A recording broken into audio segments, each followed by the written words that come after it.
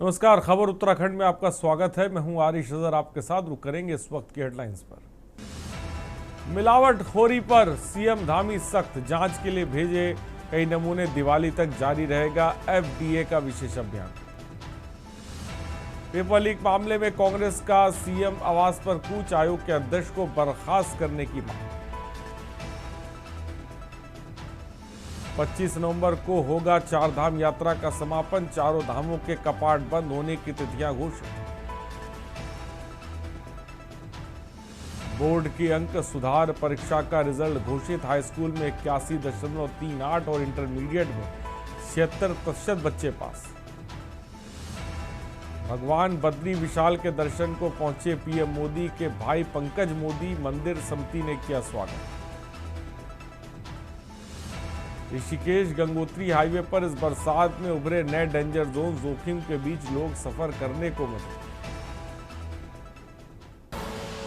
आप देख रहे हैं के न्यूज, खबरों का सारथी।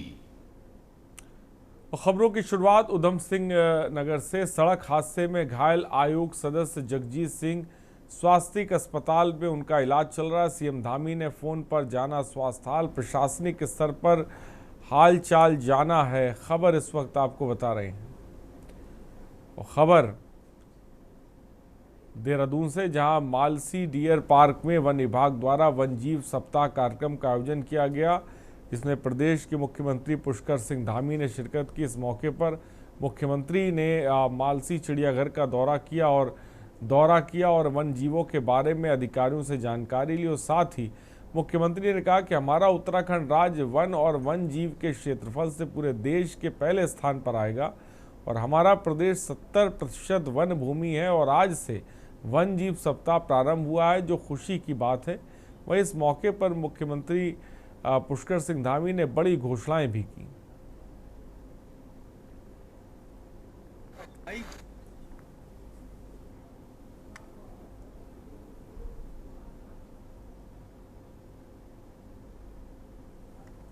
उत्तराखंड वन्य जीव की दृष्टि से, पर्यावरण की दृष्टि से और क्षेत्रफल के घनत्व की दृष्टि से अगर देखें तो पूरे देश में हमारे राज्य का स्थान पहले स्थान पर आएगा, जहां हमारा 70% से अधिक भूभाग वनों से आच्छादित है। यहाँ पर नेशनल पार्क हैं, अन्य हमारे वन्य जीव क्षेत्र हैं, बड़े बड़े वन हैं। तो यहाँ पर वन्य जीवों की संख्या भी अत्यधिक है और हमारा वन्य जीव सप्ताह प्रारंभ हुआ है। उसके दृष्टिगत बीच बीच में हमारे यहाँ मानव वन्य जीव संघर्ष भी हमेशा होता रहा है।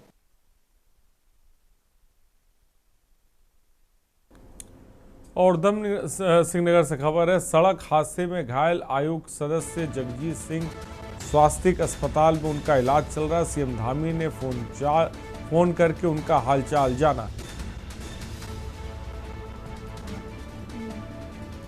खबर इस वक्त आपको बता रहे हैं।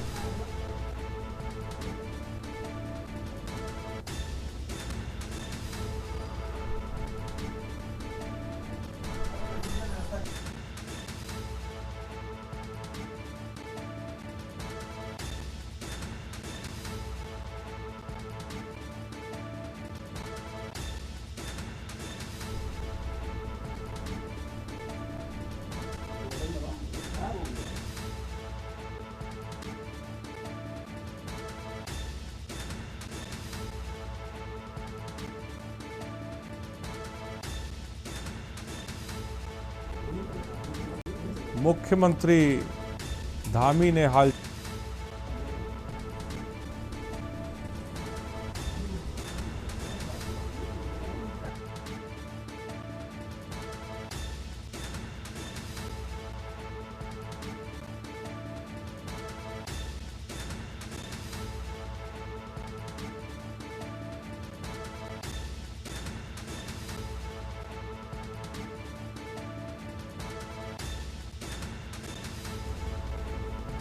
खबर इस वक्त आपको बता रहे हैं।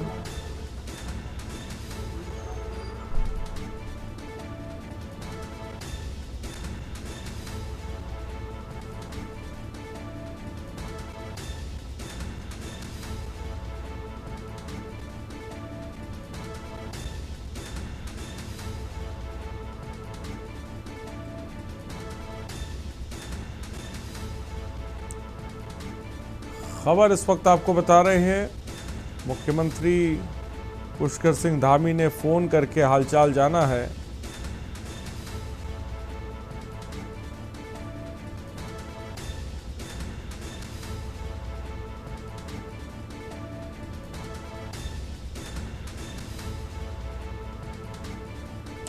प्रशासनिक स्तर पर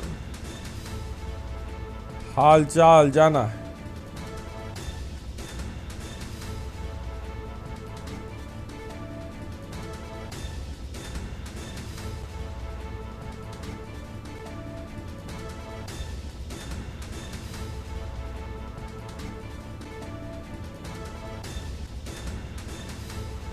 खबर इस वक्त आपको बता रहे हैं।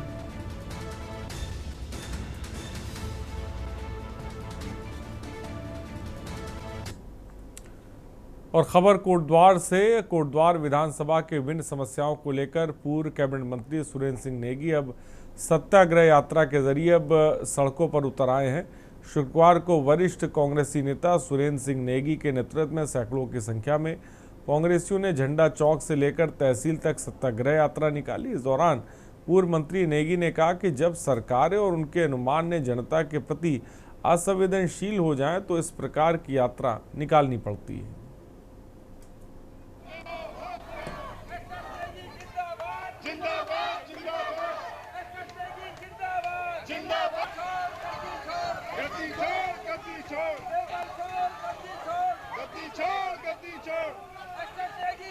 पूर्व की भांति जो मीटर का हमारा वही रहेगा। दूसरी बात, राशन कार्ड हमारी जिंदगी, और आज आप देखो कि रिहायशी इलाके तक भी वो गुलदार पहुंच।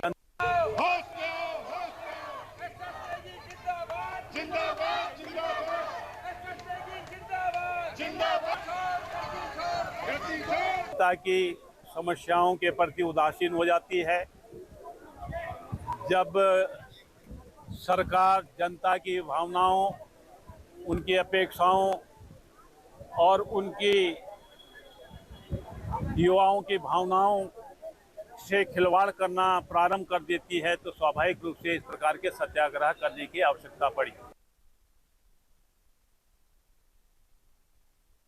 और देहरादून में यूके SSC परीक्षा पेपर लीक मामले को लेकर कांग्रेस पार्टी ने शुक्रवार को पूर्व घोषित कार्यक्रम के तहत मुख्यमंत्री आवास पर घेराबंदी की। कांग्रेस ने 3 प्रमुख मांगे रखी। हाईकोर्ट के सिटिंग जज की निगरानी में CBI जांच, यूके SSC अध्यक्ष गणेश सिंह मतोलिया को तत्काल पद से हटाना और परीक्षा रद्द कर नई तिथि घोषित करने की मांग कांग्रेस ने रखी है।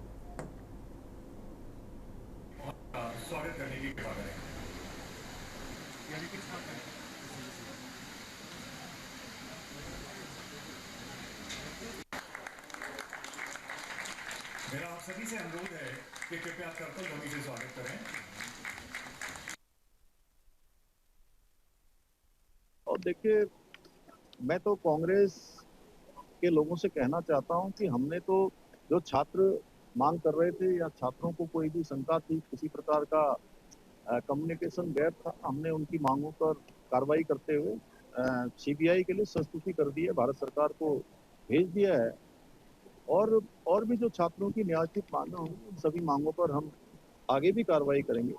लेकिन बड़ा प्रश्न चिन्ह ये है, मैं आपके माध्यम से ही पूछना चाहता हूँ कि शायद कांग्रेस पार्टी ये कार्यक्रम तो कर रही है CBI को लेकर, लेकिन आपने देखा होगा देश हो या देहरादून हो या अन्य शहर हो, CBI को लेकर अक्सर वो सवाल खड़े करते रहते हैं। CBI पर तमाम प्रकार के आरोप लगाते रहे हैं, ED पर आरोप लगाते रहे हैं।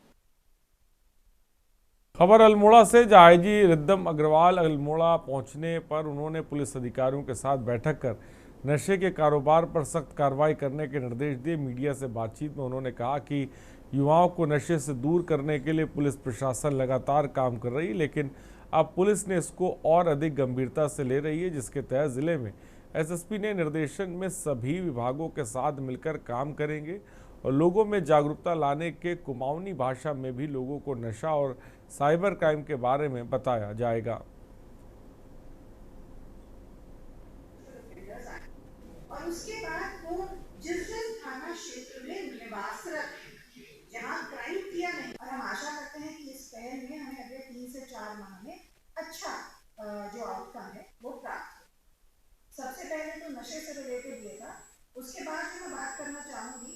हमारा एक कुमाऊं रेंज में माननीय मुख्यमंत्री जी के निर्देशन में और डीजीपी सर के सुपरविजन में हम लोगों ने मिशन संवाद कार्यक्रम कुमाऊं पुलिस के लिए स्टार्ट किया। हमने उनकी लिस्टिंग की, तो ऐसे लगभग हमारे पास 215 पूरे कुमाऊं रेंज, और इस पर हम किस प्रकार से कंट्रोल करें, इसीलिए हम लोगों ने एक नया प्रयास शुरू किया है। कुमाऊं रेंज में हमने लगभग 215 ऐसे हैबिचुअल ऑफेंडर्स आइडेंटिफाई किए हैं जिनके विरुद्ध 2 या 2 से अधिक केसेस पंजीकृत हैं एनडीपीएस के, और वो जहां निवासरत हैं उसके निकटतम थाना क्षेत्र के जो हमारे सब इंस्पेक्टर्स और इंस्पेक्टर्स हैं उसके साथ हमने मैपिंग की है। तो हमारे लगभग 200 इंस्पेक्टर सब इंस्पेक्टर्स के साथ 215 हमारे ड्रग ऑफेंडर्स मैप किए हैं जो उनकी निरंतर मॉनिटरिंग करेंगे। खबर लक्सर से। लक्सर प्रशासन द्वारा सरकारी भूमि में अतिक्रमण हटाने की कार्रवाई जारी है। मुंडाखेड़ा कला गांव में चिन्हित किए गए 47 अवैध कब्जों को हटाए जाने का काम शुरू हो गया है। पहले तहसीलदार प्रताप चौहान ने राजस्व विभाग और पुलिस टीम के साथ जेसीबी से 10 लोगों द्वारा किए गए पक्के निर्माण और मिट्टी डालकर किए गए कब्जे को हटा दिया। प्रशासन अवैध कब्जों को हटाकर सरकारी भूमि की सुरक्षा सुनिश्चित कर रहा है। वहीं कई मामलों में न्यायालय के निर्देश पर अवैध कब्जे को हटाया जा रहा है। प्रशासन ने अतिक्रमण हटाने के लिए समय सीमा भी निर्धारित की है।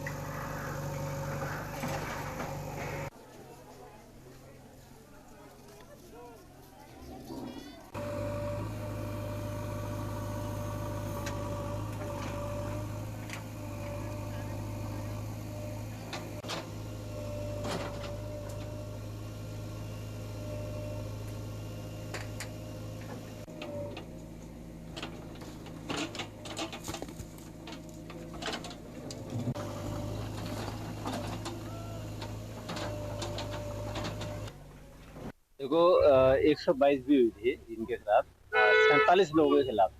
तो 47 के डिसीजन आ गया है और अतिक्रमण हटाने के आदेश हो चुके हैं। लेकिन इनमें से 6 जो है वो निगरानी में चले गए थे डीएम साहब के यहाँ, उसमें कुछ जांच करने का आदेश है। तो 6 को छोड़ के 41 के आदेश है। हमने लगभग 20-25 दिन पहले आदेश कर दिया था आज के लिए कि भाई अगर कोई खुद से हटाना चाहे तो खुद से हटाते हैं, लेकिन मैंने देखा कि ज़्यादातर लोग जो है वो खुद से नहीं हटाए हैं। और प्रदेश से मानसून ने विदाई ले लिए। कुछ दिनों से तेज धूप देखने को मिल रही, लेकिन बीते दिन 2 अक्टूबर की शाम को प्रदेश के कई हिस्सों में बारिश हुई। आपको बता दें, मौसम विभाग ने अगले कुछ दिन यानी 6-7 अक्टूबर को प्रदेश में बारिश होने की संभावना जाहिर की है। मौसम विभाग के अनुसार प्रदेश के उत्तरकाशी, बागेश्वर, चमोली, देहरादून, रुद्रप्रयाग जिलों में 5 तारीख की रात्रि या 6 तारीख की सुबह बारिश का अनुमान है।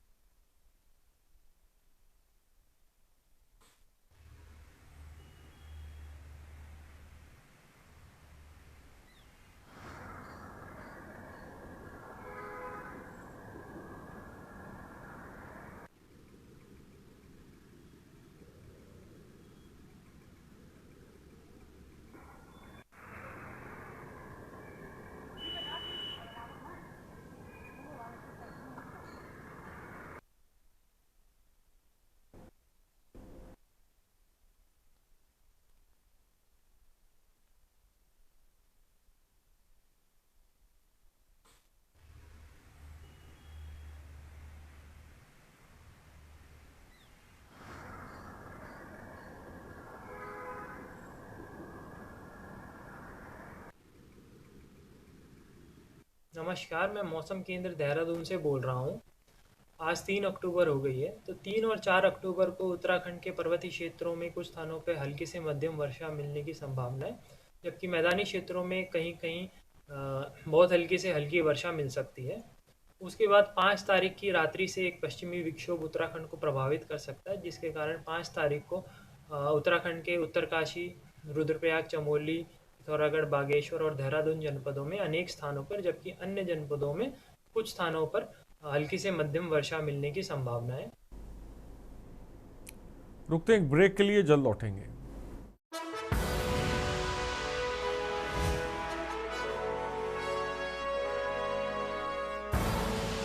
आप देख रहे हैं के न्यूज खबरों। और ब्रेक के बाद आपका स्वागत है। पौड़ी जनपद में चल रही शहीद सम्मान यात्रा शौर्य और बलिदान की अमर गाथा बनकर उभर रही है। इस पवित्र यात्रा के तहत जनपद के वीर शहीदों के आंगन की मिट्टी जमा की जा रही है। ये मिट्टी आगे चलकर राष्ट्रीय स्तर पर स्थापित शौर्य स्थली और शहीद स्मारकों में अमर प्रतीक के रूप में सुरक्षित की जाएगी। अब तक वीर शहीदों के घरों से जमा की जा चुकी मिट्टी को लैंसडाउन में सुरक्षित रखा गया है। कलेक्ट्रेट से विधायक राजकुमार पुरी द्वारा शहीद सम्मान यात्रा का फ्लैग ऑफ किया गया।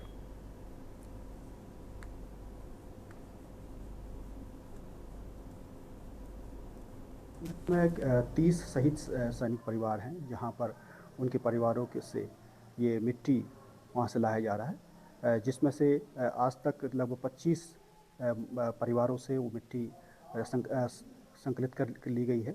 5 आज पाबो ब्लॉक से, द्वारिकाल से और ग्वाड़मल्ला, ये 5 इन क्षेत्रों से भी आज ये मिट्टी संकलित की जाएगी। 5 तारीख जो लैंसडाउन में शहीद सम्मान होना है, उसके तहत आज का जो कार्यक्रम था, यहाँ से जो फ्लैग ऑफ किया गया गाड़ी का, ये पौड़ी क्षेत्र के जो 3 शहीद पाबो क्षेत्र में हैं, उनके घरों से मिट्टी कलेक्ट करने के लिए रवाना हुई है और वहाँ से मिट्टी कलेक्ट करके परसों 5 तारीख को मिट्टी शहीद सम्मान के साथ लैंसडाउन में सम्मिलित की जाएगी और वहाँ पर 26 जो लैंसडाउन क्षेत्र से पहले पूरे हो चुके हैं। और खबर कालाडूंगी से, जहां कोटाबाग ब्लॉक मुख्यालय क्षेत्र के ग्राम सोलिसिया में बिल्डरों द्वारा राजस्व सरकारी भूमि पर अवैध निर्माण को लेकर ग्रामीणों ने विरोध जताया। ज्येष्ठ प्रमुख गीता तिवारी और पूर्व प्रधान उमेश तिवारी के नेतृत्व में जिलाधिकारी को ज्ञापन सौंपा गया, जिसमें बिना स्वीकृति नक्शे के बहुमंजिला इमारत और नाले की ज़मीन पर रास्ता और बिना अनुमति के बोरिंग की शिकायत की गई। और ग्राम वासियों के आक्रोश के बाद प्रशासन एक्शन बोर्ड में आया और एसडीएम परितोष वर्मा और राजस्व वन विभाग के संयुक्त जांच टीम गठित कर दी गई है और जल्द ही कार्रवाई की जाएगी।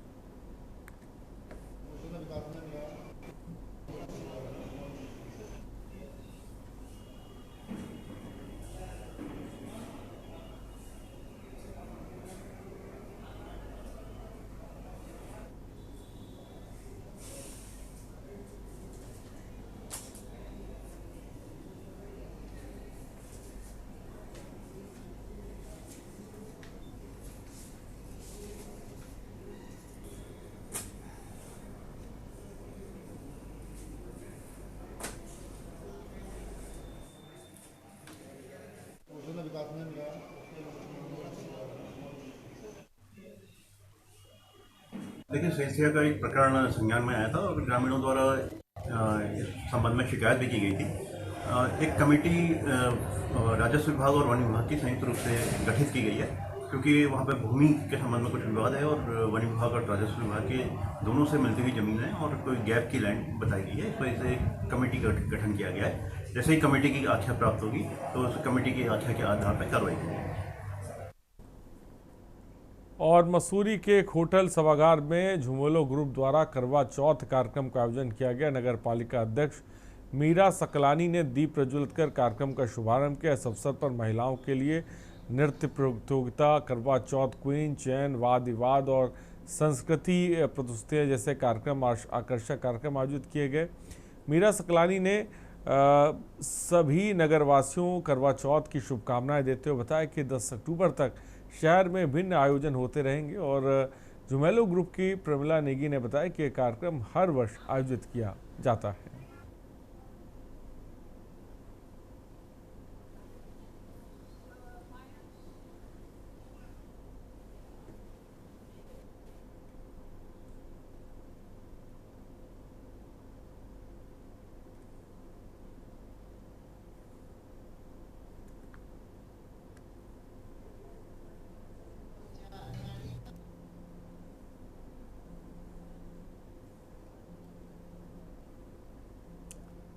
मसूरी माल रोड पर पटरी व्यवसायियों और नगर पालिका आमने सामने आ गए हैं। 3 माह पूर्व अतिक्रमण हटाने के बाद नगर पालिका ने स्थानीय पटरी व्यवसायियों को चिन्हनीकरण करने के बाद पुनः समायोजित करने का आश्वासन दिया, लेकिन तय समय सीमा बीत जाने के बाद भी कोई समाधान नहीं निकलने पर व्यवसायियों का सब्र टूट गया।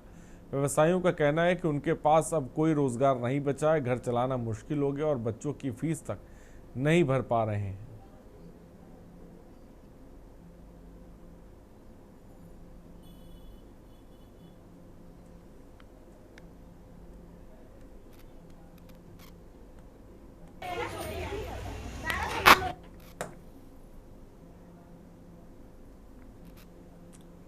और खबर उत्तराखंड से, जहां पेपर लीक प्रकरण को लेकर गठित जांच आयोग के 2 दिवसीय लोक सुनवाई का आगाज आज से हल्द्वानी में हो गया। सेवानिवृत्त न्यायमूर्ति यूसी ध्यानी की अध्यक्षता में गठित एकल सदस्यीय आयोग ने काठगोदाम स्थित इस दौरान बड़ी संख्या में छात्र छात्राओं और अभिभावकों और अध्यापकों ने आयोग के समक्ष अपने विचार और सुझाव रखे और प्रतियोगिता ने भर्ती परीक्षाओं में पारदर्शिता सुनिश्चित करने, नकल और पेपर लीक जैसी घटनाओं पर सख्त कार्रवाई करने और दोषियों को कठोर सजा देने की मांग की।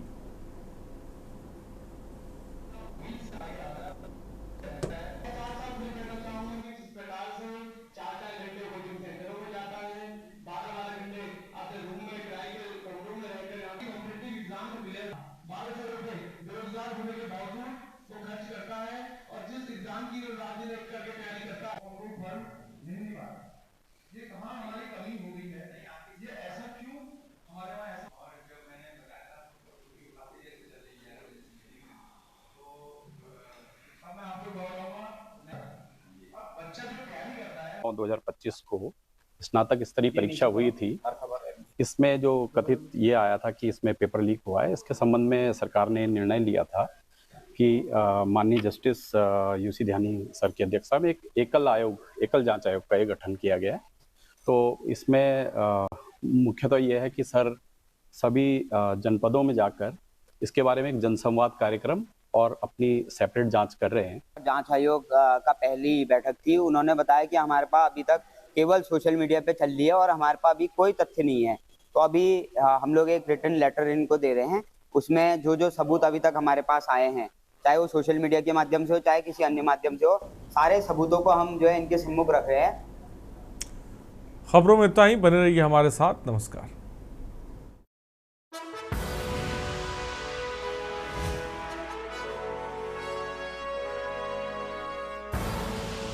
आप देख रहे हैं के न्यूज़, खबरों का